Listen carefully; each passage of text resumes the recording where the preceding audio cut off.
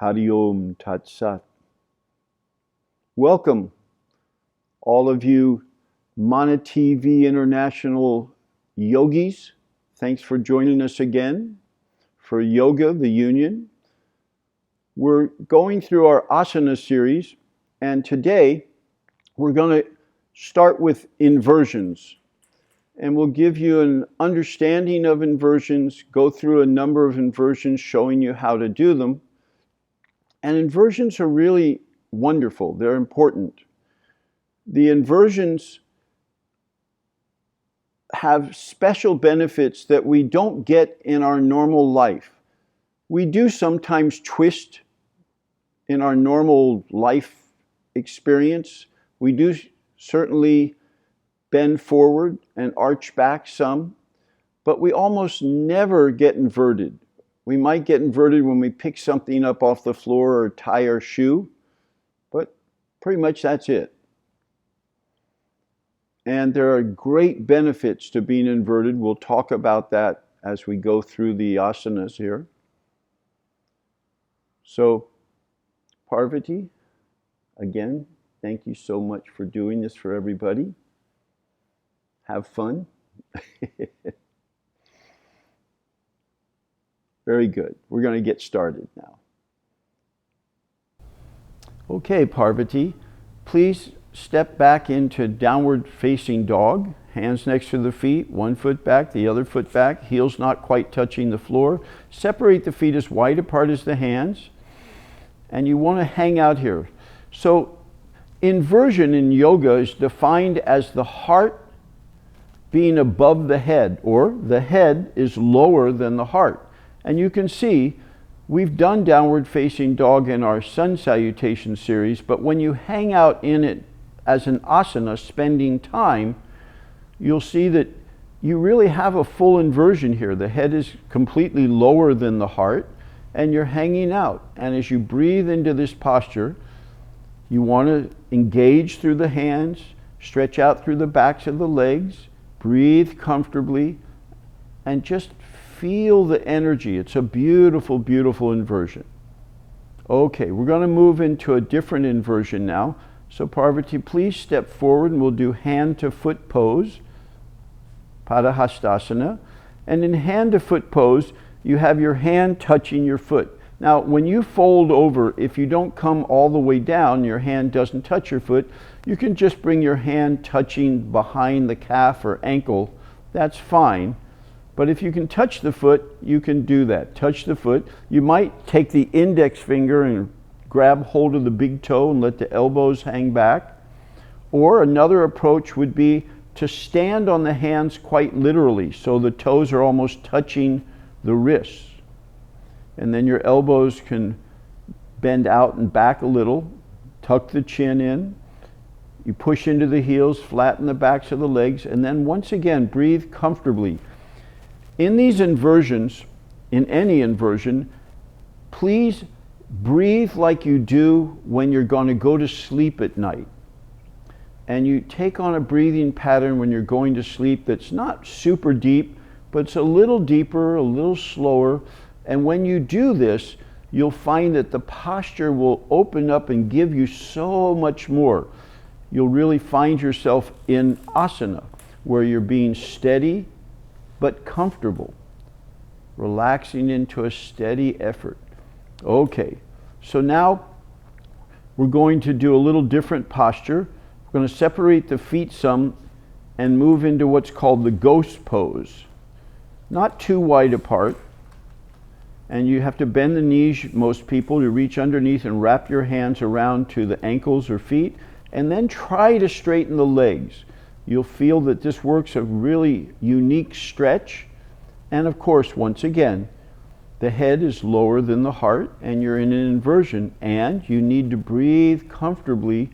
If you can't breathe comfortably, lessen up on your effort that you're making to straighten the legs, and make it so your breath is guiding you. You want to breathe very comfortably, as if you could go to sleep in the posture. Okay, now we're going to stretch the legs way out to the sides very far, and you push the heels a little further out than the toes, or you could bring the toes in a little closer than the heels. And to come into this, you might walk your hands behind you, and that'll help walk you down and get you low down. Again, Parvati doesn't have an issue with this, but she's demonstrating for you. And then you bring your hands to touch the feet. If they don't touch the feet, they can touch the legs. But these touches with the hands to the feet or legs complete the circuitry, and the posture has much more energy for you. And you want that. You want the posture to do its work. Again, you breathe comfortably. Now, if your head actually rests on the floor, bring your feet a little closer together, just so that your head's not quite on the floor. And that lets your back open up and you hang more relaxed and softer through the body. There is a little pressure to the outsides of the feet here, and you also push into the heels a little to flatten the backs of the legs. It's a beautiful inversion. By the way, Parvati spent a lot of time in inversion, and it's okay for her to move from one inversion to another, but most people shouldn't do that. You should come into an inversion and then straighten up all the way up.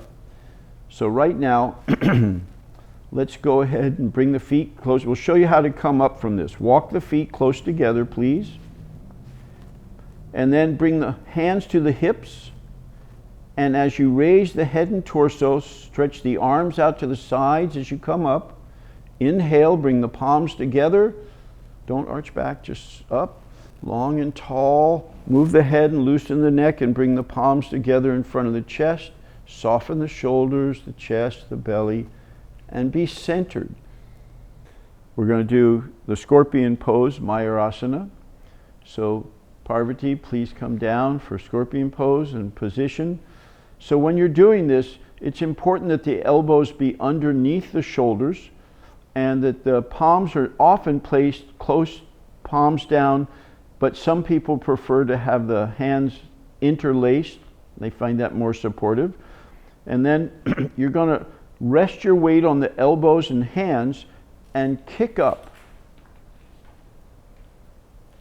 And you arch the back, and like a scorpion, the feet come toward the head. And you can see the legs look like a scorpion's tail. You lift the head up, but still your head is lower than the heart.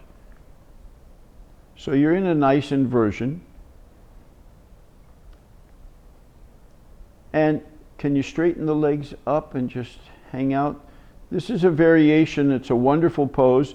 One of the benefits of having the legs extended up is more energy flows down and comes to the head when the legs are extended up. Like when we were doing inversions and we were folded over with our feet on the floor, you didn't have that extra juice coming from the legs being inverted as well. Some schools teach that when you finish with an inversion to leave your head down by the floor, with a concern that if you lift the head up you'll get dizzy and maybe pass out. But a great sage, my guru's guru, Swami Shivananda, who is also a medical doctor, encouraged when you come out of your inversion to stand up, bring the arms out and up, palms together, and bring the palms together in front of the chest, the heart, and be centered in this way, letting the energy center, your consciousness expand. And it's also good for the blood to come out of the head rather than hang out in it. So no one who's done this has ever passed out from doing it, and just want you to know that's why we teach that here. So Parvati, let's demonstrate the shoulder stand. So please lie down.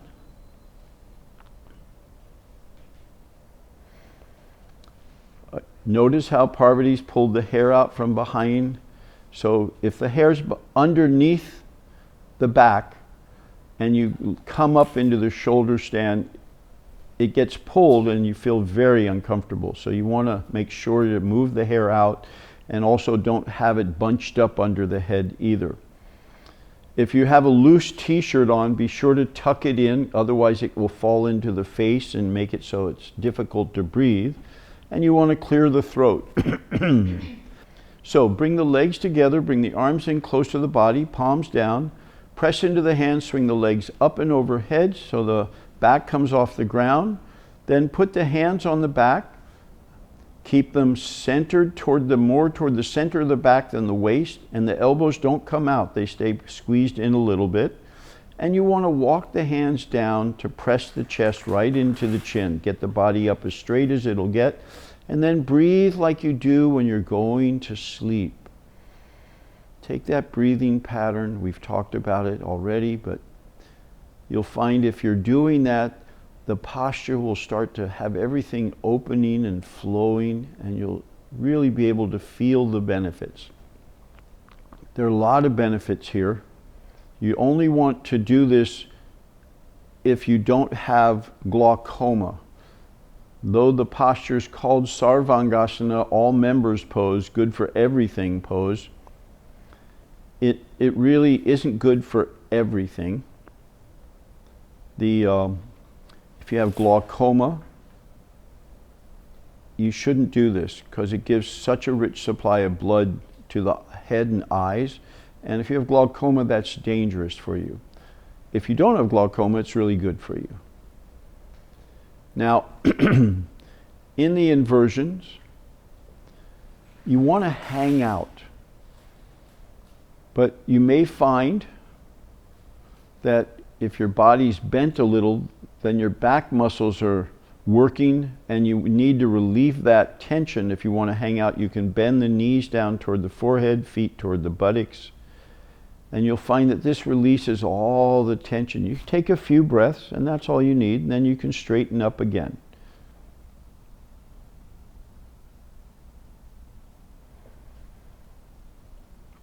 So many benefits to the shoulder stand, so many benefits. The all members pose. Circulatory system benefits, respiratory system benefits, endocrine system benefits. All the systems of the body benefit in this pose. It's known as the queen of the asanas.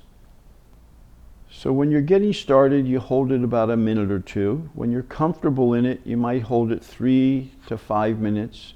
And then if you're hanging out and really comfortable, you can even go longer than 5 minutes. It's a fantastic pose, bringing so many benefits. One of the things, the last thing, and then we're going to close today, is just to understand that in inversions, and particularly the inversions that have the legs up, you get such a rich supply of energy moving into the head that the yogis talk about a psychic gland that produces what's known as amrita, the nectar of immortality. And everyone has that being generated in the center of the head in our psychic body. And it flows down with gravity, and we have a fire center in the center of our body, and a lot of it gets burned up. And there's just a thread of it normally. But when you hang out in an inversion for some time, a lot more gets produced, a lot more of the nectar of immortality, amrita, and you get to absorb it because it doesn't flow down into the fiery element of our being, instead gets absorbed, and this is what you might call the fountain of youth. So it's time to come out. Bring the legs overhead, please. They don't have to touch the floor, but they can if they do. Put your hands back down, palms down, and then roll down one vertebra at a time, please, keeping the head on the ground. Keep the legs straight if you can, but if your lower back is sore, then you can bend the knees and that'll release the tension. But go ahead and lower the legs. If the legs are straight, you're working and building up the core, and it's really good for us to build our core strength up.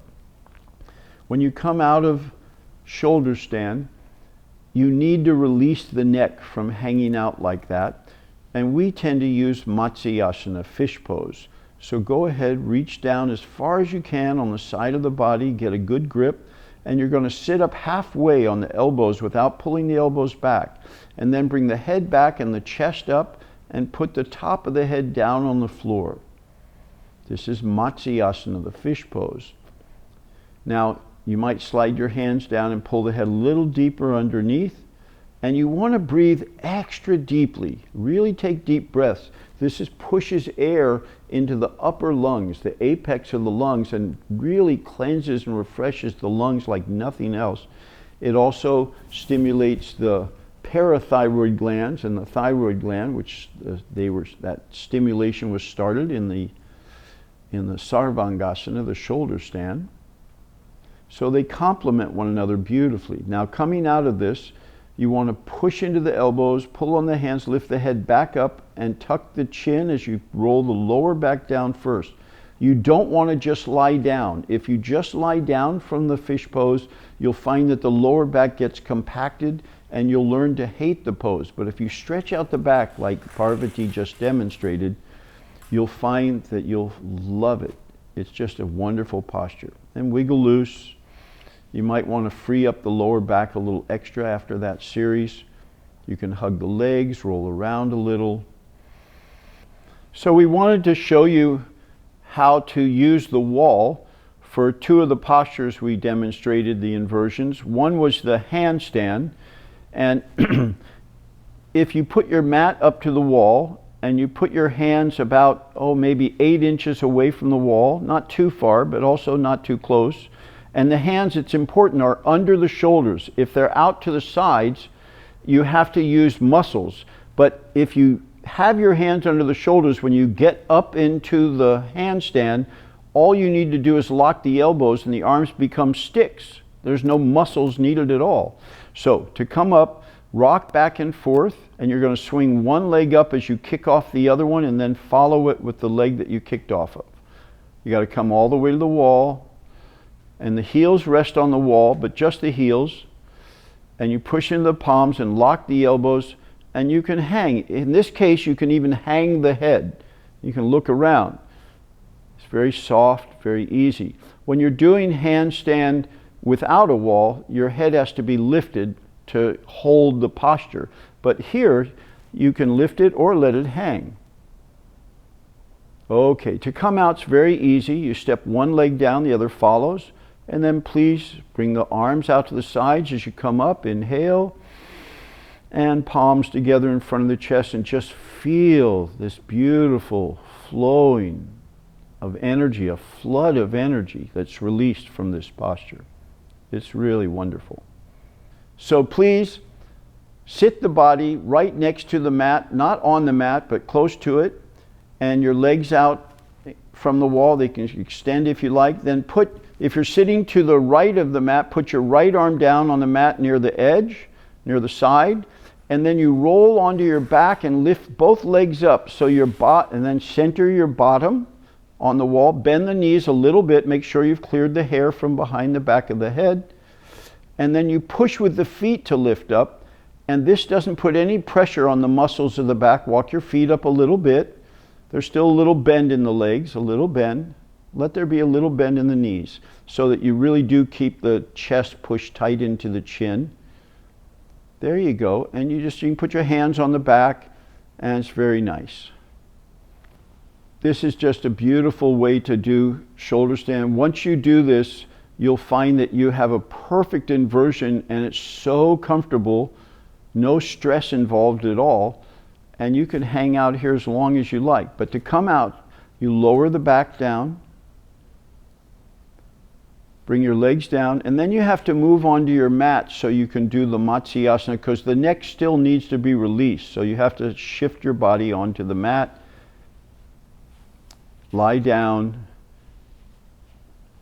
reach down the sides of the body, grab hold, sit up on the elbows, arch back to release the neck, take a few deep breaths, soften the jaw. And we're going to come out, so hold on, lift the head up, tuck the chin, stretch out the lower back, and then lie down. Oh, yeah. Beautiful, beautiful, beautiful. Thank you so much, Parvati. That was just Awesome. We hope you've enjoyed this. You've seen several inversions that you can take advantage of. Do remember that you don't do a whole lot of inversions in the same session. You might do a few of them, 2 or 3 even. You might do them together. You might space a couple of them out. That's okay. But you're not going to try to do everything that we've just shown in a practice. That's too much. We're just demonstrating the inversions for you. And we did, as the finale, the all members pose, Sarvangasana, the shoulder stand, and come back next week and learn some variations you can do with shoulder stand. We'll even show those of you who have a hard time getting up into shoulder stand an easy way to get up and take advantage of shoulder stand beautifully. And we'll be doing headstand as well with a lot of variations. So please stay steady in your yoga practice. Take it easy, but don't be lazy. Have fun.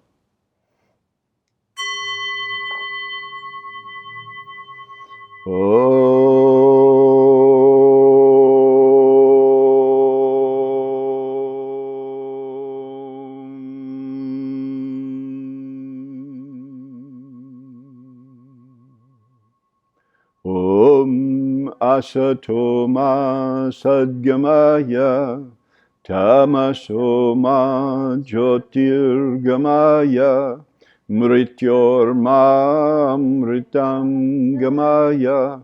Om Shanti Shanti Shanti. Lead us from unreal to real.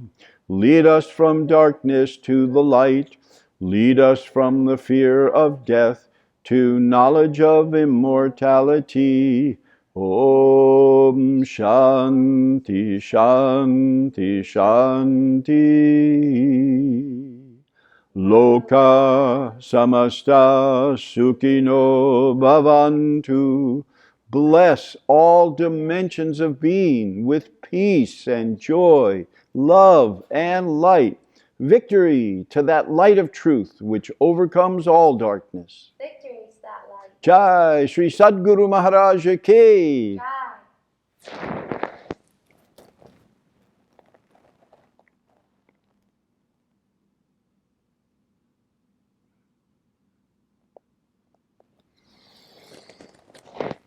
Please bow to the light in yourself.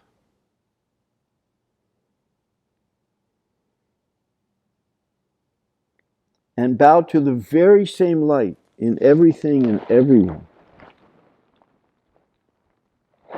Hari Om Tat Sat. Blessings.